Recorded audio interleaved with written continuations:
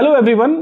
We all want to learn about English, new phrases, new sentence structures, but why to learn it in a monotonous way? We all know that there is a war that is going on between Russia and Ukraine. We will discuss it and we will try to learn some new words, some new phrases through this current event that is going on right now. So, first of all, why Russia and Ukraine are fighting? In the modern time, nobody has seen this kind of a conflict that is taking place right now. Russia, a kind of a superpower right now, and Ukraine is a very small country as compared to Russia. But also understand, Ukraine is the second largest country in Europe after Russia. So it is a significant country. Why they are fighting? So there is a history involved here. And when I say history, it goes long back. So earlier, before Russian Revolution, there was a Russian Empire there in Russia, okay, and Ukraine was the part of Russian Empire. I'm talking about 1900s, like 1880s or something, okay. So in the history, Ukraine was a part of Russia some point of time, and it was not the part of Russia at other point of time, okay. But during the Russian Revolution, Ukraine got independence. Let's now discuss about what happened almost 30 years back during 1991. USSR, erstwhile Russia, that got divided into or disintegrated into almost 15 countries. And Ukraine was the part of those 15 countries that got independence from USSR. Okay, Russia got formed, that was like took almost 80 to 70% of the landmass, and rest other countries got created. Okay. So Ukraine got independence around 1991. Recently, what has happened is there are the three reasons from Russia that is aggressive, that is leading to aggression towards Ukraine.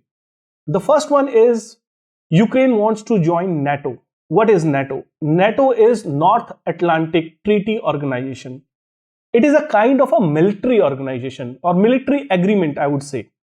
After Second World War, Western European countries like France, UK, Italy and other countries plus America plus Japan, they formed a military alliance. Okay, it was against USSR that if any of these countries get some kind of a conflict with Russia or they would have a war, all other countries will protect that country. So it's a military alliance.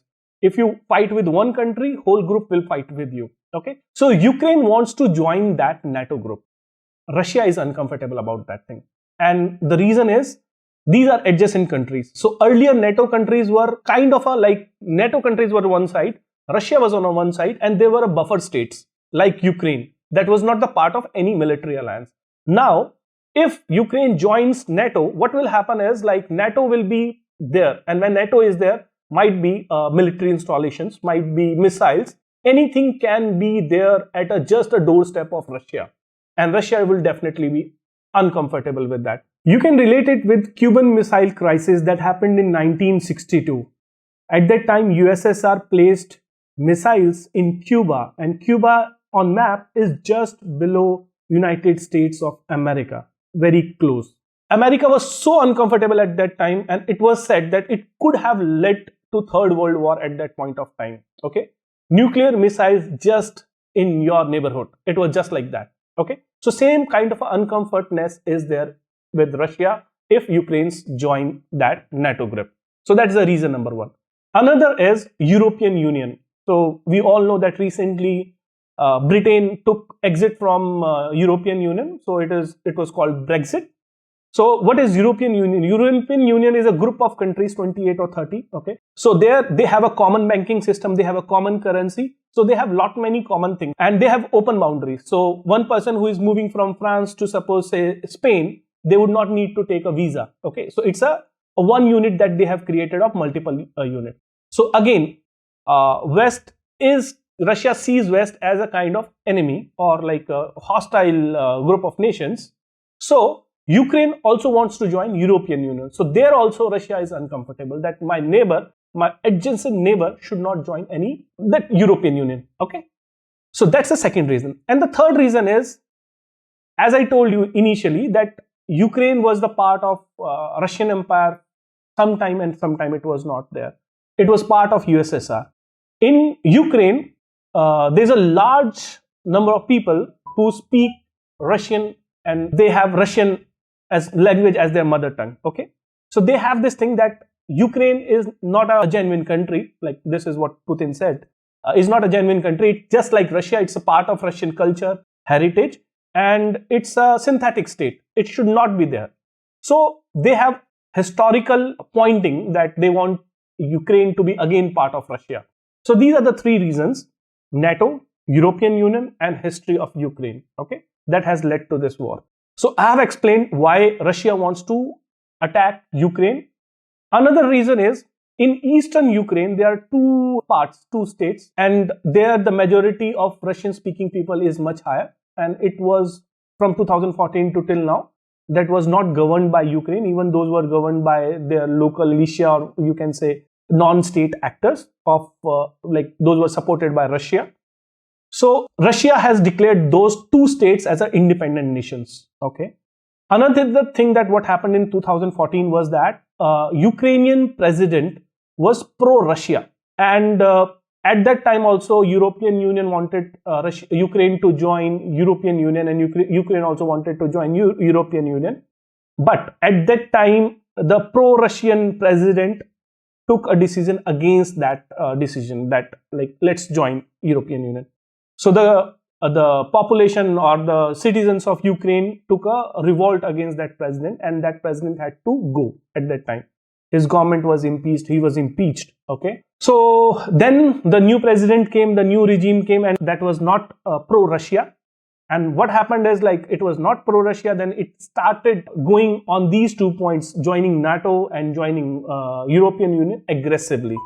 And that has resulted to this situation. So the first word that we can learn from this discussion is erstwhile.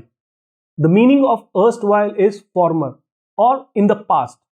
Erstwhile USSR. That means USSR doesn't exist today.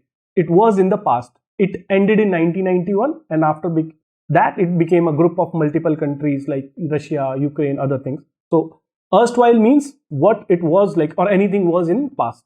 The next word that we can learn is disintegrated or integrated as well. Integrated means like two or more things combined together to form a single piece or single unit. Okay, and disintegrate means reverse of that, like USSR got disintegrated, that it got divided into multiple countries. So anything when it gets divided into small pieces, it means disintegration. The next word is alliance. Alliance is a group of people, country, or any group that comes together because of single reason or like aim that they want to achieve, or they have some kind of a similar philosophy. So that means alliance.